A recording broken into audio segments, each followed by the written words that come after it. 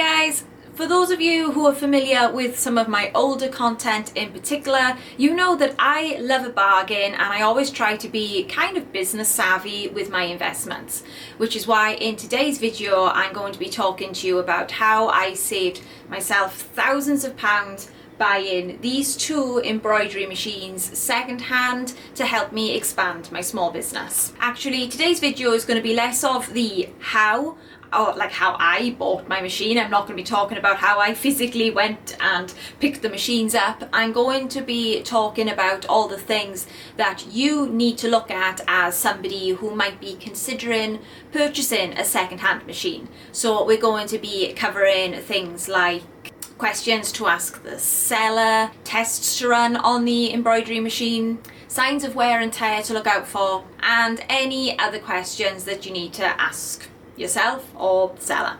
So, starting off with questions to ask the seller. You found a second-hand embroidery machine you're interested in and you want to know a little bit more about the machine before you go and view it in person. So these are the questions that I would be asking to find out whether that machine is worth going to view.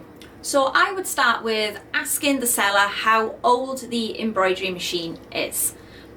These two machines here, I think this one might have been 2 years old when I bought it, and this one was 3 years old when I bought it. And since then I've had them for 7 years. So both these embroidery machines are around about 10 or 11 years old, and they still work very well. If I was to go on eBay right now and put them on the market, I could quite confidently say to the buyer that these machines run perfectly.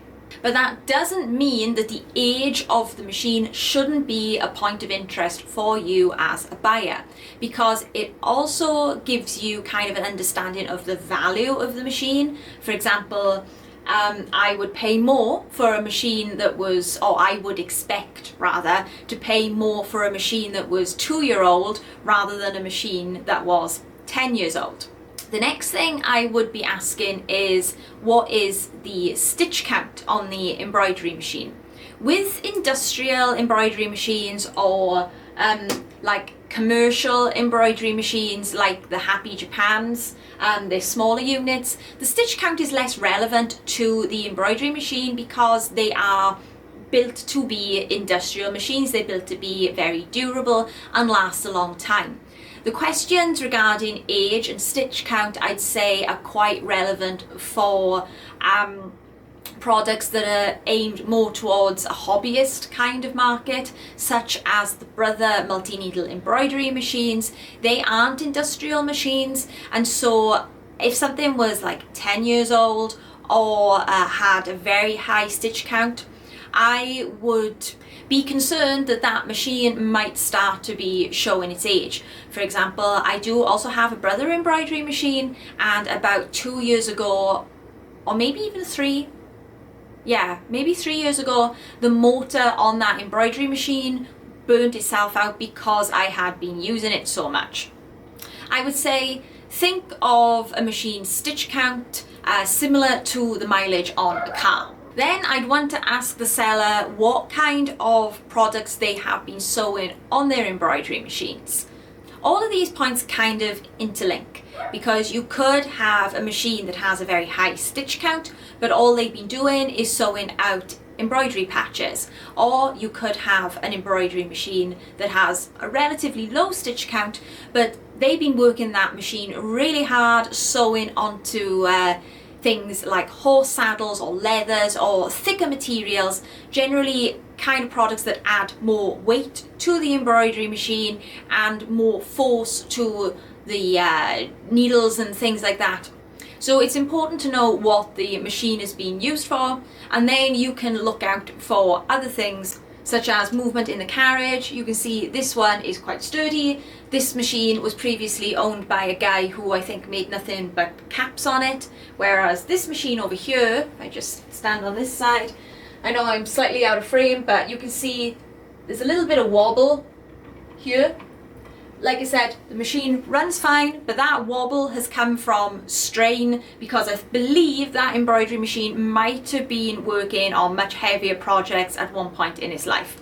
Has it affected the usability of the machine? No, but is it something to kind of look out for when you're buying a second-hand embroidery machine? Yes. And then the final thing I would kind of ask the seller in my preliminary interest in the embroidery machine is, where is the machine kept?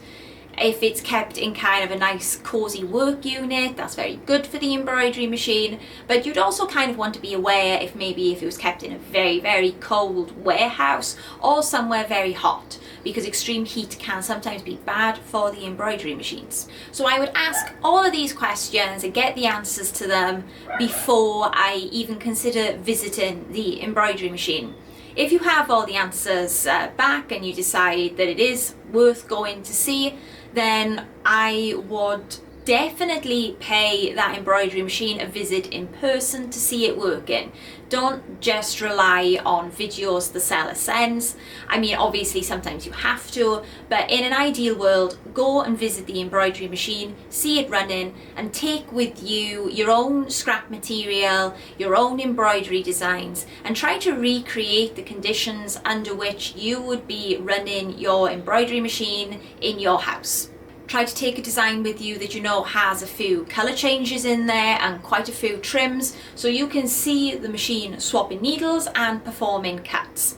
I would also make sure that one of the designs that you run out on the embroidery machine is a tension test, so you can view every single needle working and also make sure that the machine's tensions are okay. Oh, and one final question, which I would like to mention as well, is ask the seller when the machine was last serviced and by whom. And I'll probably talk more about that later. Next, you've gone to view the embroidery machine, it's sat in front of you, so now you're looking for signs of wear and tear. First thing I would look at is the presser feet for any indication that the needle might have struck the presser foot.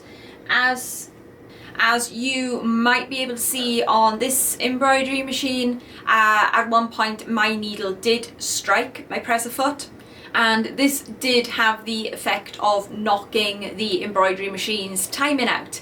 I did have to have an engineer come and fix that for me, because that's a little bit too technical for me to fix myself. And if you do notice something like this, I would really focus on sewing out a lot of test designs on the embroidery machine. Don't just do one or two, you want to be doing quite a few to make sure that the machine's timing is okay.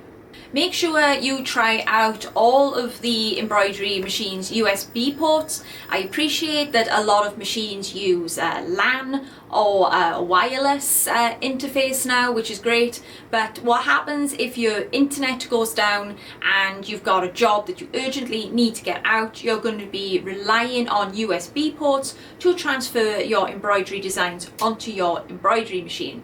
So make sure all of the USB ports work. And while you're doing that, it's important to check out the responsiveness of the touchscreen or whatever user interface the embroidery machine has on it, to make sure that it responds quickly to your commands and that any contact you make with the embroidery touchscreen is properly calibrated. When the embroidery machine is running, try to listen out for any unusual sounds or grinding. Now, I do appreciate that all embroidery machines do sound slightly different. Mine actually sound different in the morning than they do in the evening. And also, if you have never bought an industrial embroidery machine before, you're probably not going to know what it's meant to sound like anyway. So I have included a video of my embroidery machines running, which you can listen to now.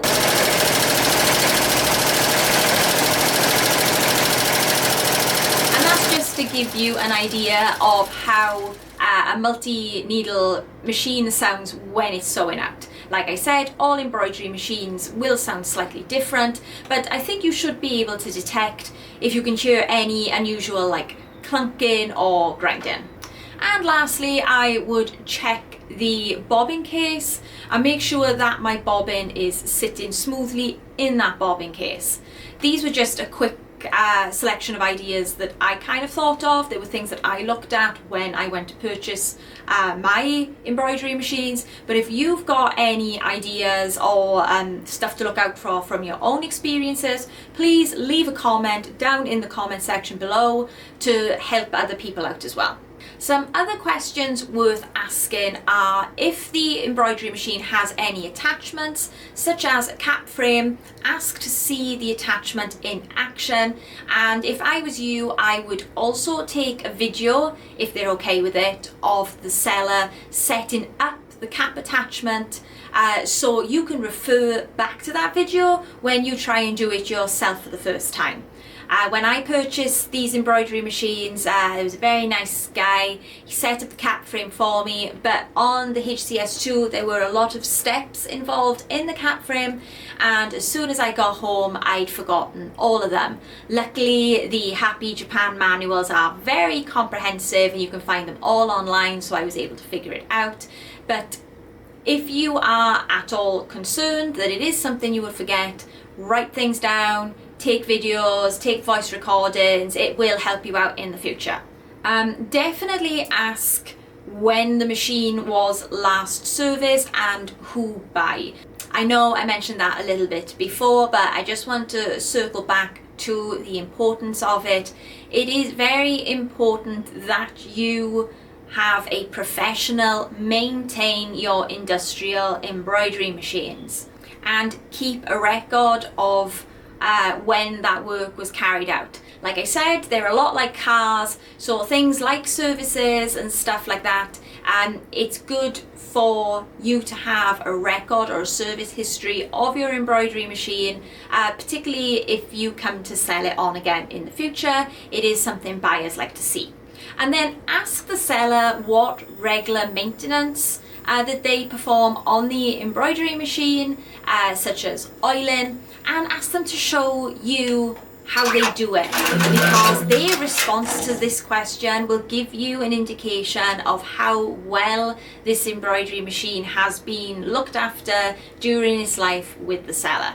I know buying secondhand can feel quite scary because you don't quite feel like you've got those guarantees, which is why I ended up looking at the Happy Japan embroidery machines, because I was really concerned about servicing and getting the machine repaired if something went wrong. And there are a lot of engineers in the UK for the Happy Japan embroidery machine that will come and visit you at your premises and repair the machine if need be. So I knew that when I was purchasing this product, the support would be there for these embroidery machines. But what I would say, regardless of the brand, make sure whatever embroidery machine you're buying has a UK dealership, or if you're in France or if you're in Australia, make sure that your country has a local dealership who can come and visit you and repair your machines if something goes wrong. I wouldn't purchase anything unbranded or like a brand that doesn't have that same support. And because I purchased these two embroidery machines off eBay, I thought for the end of this video it might be interesting to go back onto eBay and see if anything similar is kind of available for sale now, and how the price compares to these embroidery machines. So brand new, these embroidery machines, I think even like, sorry, it's my dog. So going back 7 years ago, I believe brand new, these embroidery machines were for sale for around about £7,500. I'm not 100% sure on that figure, but that's the figure that we will work with now to show you how much I saved at the time. I bought this embroidery machine for £5,000 and this embroidery machine for £5,300. So you can see I did make saving of about £2,000 per embroidery machine. If we look on eBay now, you can see there are two similar models. We've got the 7 needle HCH and the 12 needle. The 12 needle is actually older than the embroidery machines I have now, and it's still £4,200. So while you are making a big saving compared to a brand new machine, given its age, I'd also say that second-hand machines do hold their value. Industrial embroidery machines do tend to last for a very long time, as you can see here. I'm saving about £2,000 her embroidery machine is not to be sniffed at. I would buy my embroidery machines secondhand again. And that is my experience of purchasing secondhand embroidery machines. I hope you found this video helpful. If you did, please give it a thumbs up. My name is Lauren, I run a home embroidery business, and I'm always posting content to my YouTube channel that is relevant to either embroidery businesses, embroidery tutorials, or garment decoration. So if you're interested in that sort of thing, please consider subscribing to my channel, and hopefully I will see you next time. Bye bye.